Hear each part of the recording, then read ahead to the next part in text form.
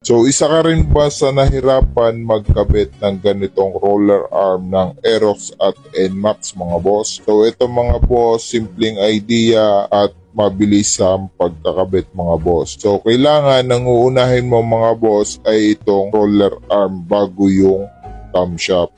So kailangan ay luluwagan nyo tong mga tappet screw mga boss para madali nyo po siyang ipasok yung cams mamaya. So syempre kailangan unahin po muna natin tong kabaak. Hindi po natin to pagsasabayin mga boss, kailangan ito munang kabaak. May spring yan mga boss. Ikabit nyo lang po yung spring. Yan, ganun po yung position niya. Tapos yung stopper ng spring mga boss. So ganun po siya mga boss, yung style niya yan o. Makikita nyo ay nakatuon yung paa ng spring dun sa isang stopper. So unahin lang po muna natin to mga boss bago natin ikabit yung kabaak niya.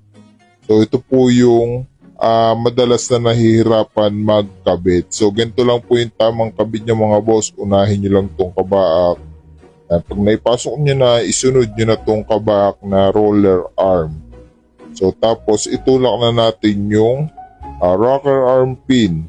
Yan, itulak na natin. So, para naman maipasok natin mga boss yung camshaft, kailangan naman mga boss ay ipantayin nyo muna yung roller arm mga boss. Ito, ganito po yung gagawin natin. Yan, kailangan pantay tapos pindutin nyo lang yung pin para sumabay siya pag binaba niyo. Yan, ganun po yung style niya mga boss.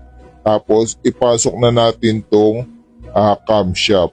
So ganun lang po mga boss. Napakadali lang, ayan oh.